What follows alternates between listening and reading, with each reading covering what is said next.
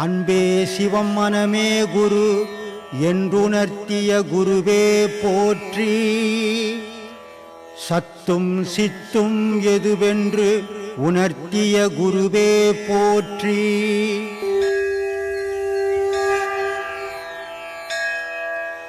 வணக்கம்.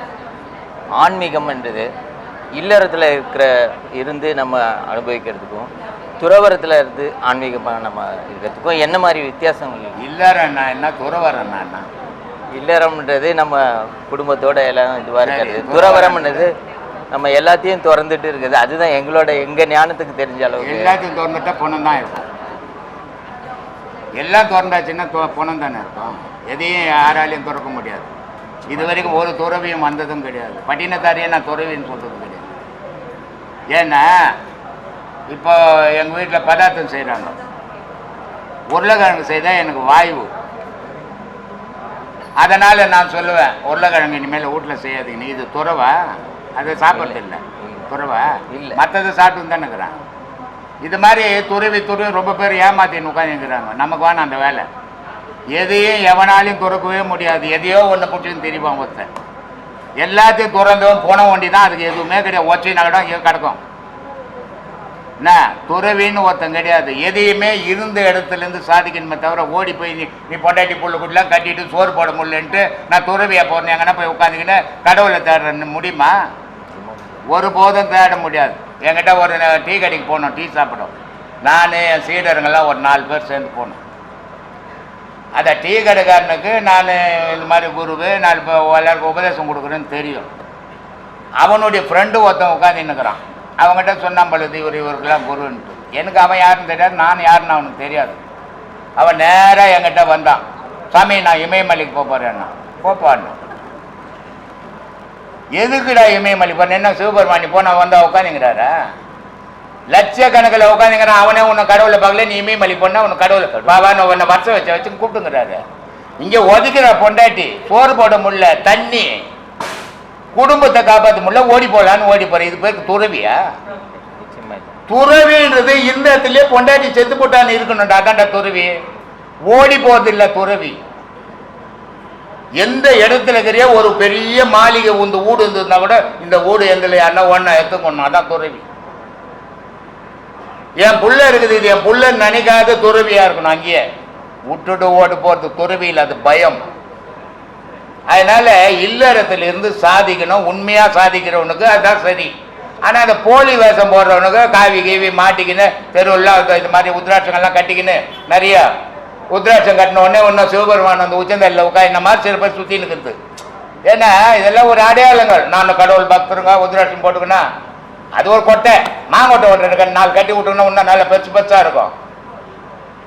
இதெல்லாம் அடுத்தவனுக்கு அடையாளம் காட்டின்னு தெரிகிற வேலை. நீ போனீன்னா உண்மையாக யாருன்னு தெரியக்கூடாது. இப்போ இல்லை, இப்போ நீ என்ன பண்ணுவ? என்ன யாருமே அடையாளம் தெரியக்கூடாது, நீ மட்டும் தாடி வச்சுக்கிற கொட்டை வச்சுக்கிறியன்னு சொல்லுவேன். கேட்ப? இல்லை இல்லை கேட்ப. மனசில் வருது, அதான் இங்கே சொல்லுத வருது. ஆனால் நான் ஏன் வச்சுக்கிறேன்னா இவ்வளோ பேரில் நான் வேறுபட்டு இருக்கணும், அதுக்காக இதை வச்சுக்கிறான். ஏன்னா கடவுளுக்கும் இந்த மயிருக்கும் சம்பந்தமே கிடையாது. கடவுளுக்கும் மனசுக்கும் தான் சம்பந்தம், கடவுளுக்கும் கொட்டைக்கும் சம்பந்தம் கிடையாது. அதனால கடவுளை எப்பவுமே இருந்த இடத்துல தேடணுமே தவிர ஓடி போய் தேடுறான்னா அவன் குடும்பத்தை நடத்த முடியாது, பயந்து ஓடுறான். 3 விஷயம்தான் இருக்குது. ஒன்று கடன் வாங்கி கொண்டு கொடுக்க முடியாது, ஓடி போகணும். இல்லை பொண்டாட்டி புள்ள குட்டிங்க தொல்லை உதப்பட்டு சாக முடியாமல் ஓடி போகணும். இல்லை ஏன்னா கிரிமினல் வேலை செய்யிட்டு ஓடி போகணும். இவன் தான் கடவுளை தேடி ஓடி போறேன்னு ஓடுவான். நல்ல ஆன்மீகவாதி ஓட மாட்டான். ரிஷிகள், முனிவர்கள், சித்தர்கள், ஆழ்வார்கள், இவங்களுக்குள்ள என்ன வேறுபாடு, என்ன ஒற்றுமை? ஆழ்வார்கள்லாம் கோவிலோடவும் மக்களோடவும் சேர்ந்து வாழ்ந்தவங்க ஆழ்வார்கள். சித்தர்கள், ரிஷிகள், முனிவர்கள் காட்டில் வாழ்ந்தவங்க, அவங்க தனி கடவுளோடு வாழ்ந்தவங்க, அவங்க தனித்து வாழ்ந்தாங்க. ஆனால் இவங்க மக்களோடவும் தெய்வத்தோடவும் இணைஞ்சு வாழ்ந்தவங்க ஆழ்வார்கள்மா. விஞ்ஞான கலர், பிரளய கலர், சகலர் என்னன்னு சற்று விளக்குங்க. பிரளய கலர்னா உலகம் அழிய போகுதுன்னு காலம். விஞ்ஞான காலம்னா உலகம் எப்படி தோன்றிச்சுன்னு ஆராய்ச்சி காலம். அப்புறம் சகல காலம்னா எல்லாரும் உலகத்தில் வாழற காலமா. ராமாயணம், மகாபாரதம், சரி, இதெல்லாம் உண்மையிலே நடந்ததா? இதை எப்படி நம்புறதுன்னு பக்தர்கள் கேள்வி கேட்கிறாங்க சார். ஏன்னா என்ன கடவுள் இருக்குதா இல்லையா? இருக்கு. எப்படி இருக்குது? எங்க பார்த்தாங்க? நம்ம மனசுல நினைக்கிறது மனசுதான். இதுதான். இப்போ ராமாயணம் அப்படின்றது நடந்த கதை, மகாபாரதம் நடந்த கதை. இப்போ மகாபாரதம் நடக்கலை வச்சுக்கலாம். மத்திய சர்க்கார் இருக்குது, இப்போ பிஜேபி சர்க்கார். பிஜேபி சர்க்காரில் விருதுகள் கொடுக்குறாங்க. என்ன விருது கொடுக்குறாங்க? அர்ச்சனா விருது, துரோணர் விருது, பீஷ்மா விருது, இதெல்லாம் கொடுக்குறாங்க. இல்லாதவங்க பேர் அங்கேயா வச்சுக்கணும்? ஏமா வச்சுக்கணும்? தெரியலையே சார், நீங்க தான் சொல்லணும். அப்போ இருந்தவங்கள பேர் தான் வச்சுக்க முடியும், இல்லாதவங்க பேர்லாம் வச்சுக்க முடியாது. இப்போ முதல்ல மன்மோகன் சிங் பிரைம் மினிஸ்டர் இருந்தார், அவர் விருது வச்சுக்கலாம்.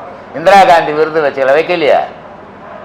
எந்த ஒரு விஷயமும், ஒரு கதை எழுதுறீங்க, ஒரு கதை படிக்கிறீங்க, அந்த கதையை நேரடியாக இவர் இங்கேருந்து இருங்க, இவர் இங்கேருந்து இங்கே வந்துட்டாருங்க, இவர் இங்கே செத்து போயிட்டாருங்கன்னா எவனும் வாங்கி படிக்க மாட்டான்.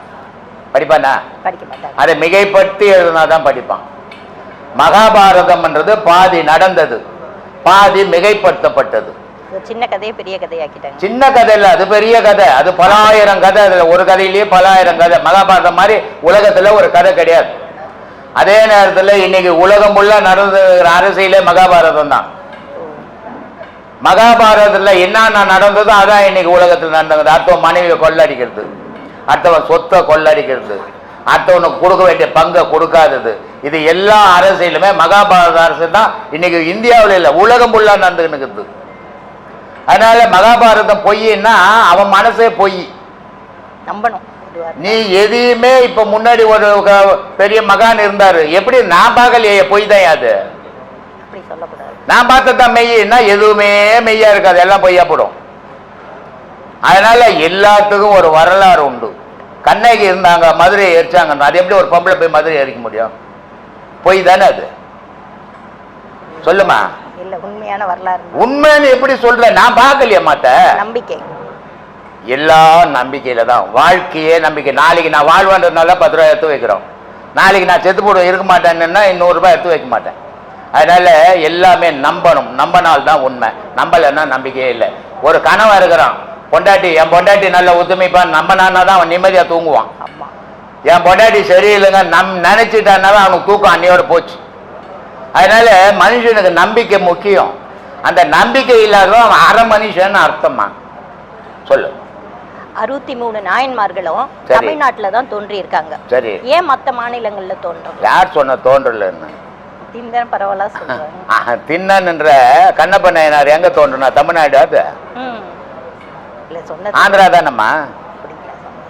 எல்லா நாட்டிலையும் ஒவ்வொரு காலகட்டத்திலையும் எல்லா மகான்களும் தோன்றிக்கினே இருக்கிறான். இப்போ ஒரு ஆசிரியர் பள்ளி இருந்ததுன்னு வச்சுக்கோ, அந்த பள்ளியில தான் பல ஆயிரம் மாணவர்களை உற்பத்தி பண்ண முடியும். பள்ளி இல்லாத ஊர்ல ஒரு ஆசிரியர் இருப்பார், ஆனா யாரையும் மாணவரை தோன்ற வைக்க முடியாது. அந்த மாதிரி இங்க ஆசிரியர்களா இருந்தாங்க மகான்கள், அதனால பல ஆயிரம் மகான்கள் இங்க தோன்றுனாங்க. வடநாட்டுல பெரிய பெரிய மகான் எல்லாம் இருந்தான், ஆனா அவங்களோட போயிட்டாங்க.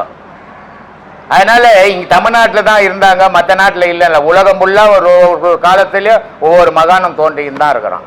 இப்போ இன்னைக்கு 63 நாயன்மார் இங்க தோன்றி என்ன சாதிச்சிட்டாங்க? தமிழ்நாட்டிலே முழுசா பரப்பு இல்லையம்மா. இஸ்ரேல்ல பிறந்த ஒரே ஒரு இயேசுநாதர் உலகம் ஃபுல்லா பரப்பிட்டாரு இல்லையா? அரபு நாட்டில் பிறந்த ஒரே ஒரு நபி உலகம் ஃபுல்லா பரப்பிட்டாரு. நீ 63 பேர் என்ன சாதிச்ச இங்கிருந்து? சொல்லுமா?